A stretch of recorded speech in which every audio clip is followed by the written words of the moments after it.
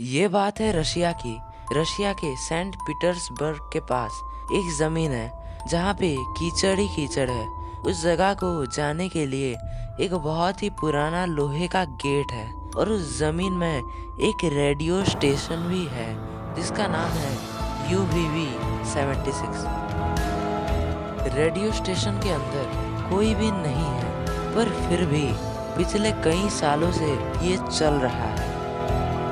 अगर आप रशिया में रेडियो को 4625 किलोहर्ट्ज़ में रखते हो और सुनते हो तो आपको उस रेडियो स्टेशन का हर एक आवाज़ सुनाई देगा।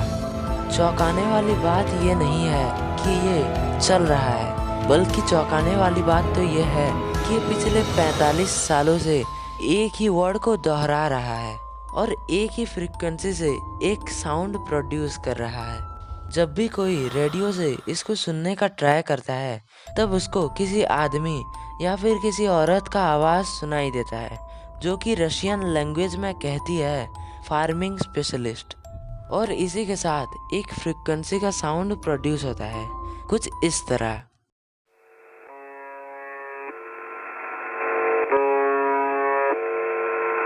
ये बहुत ही रहस्यमय है कि अगर रेडियो स्टेशन में पिछले 45 सालों से कोई नहीं है तो बोल कौन रहा है।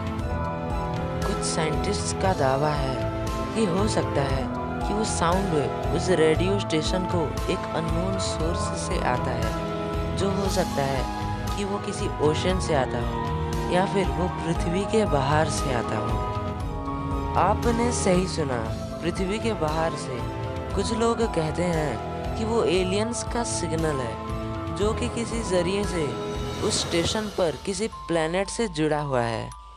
तो सवाल ये उठता है कि अगर वो सिग्नल पृथ्वी के बाहर से आ रहा है तो उसे रशियन लैंग्वेज कैसे पता चला। और एक सवाल ये है कि अगर वो पृथ्वी के बाहर का सिग्नल है तो आखिरकार वो कौन से ग्रह का है।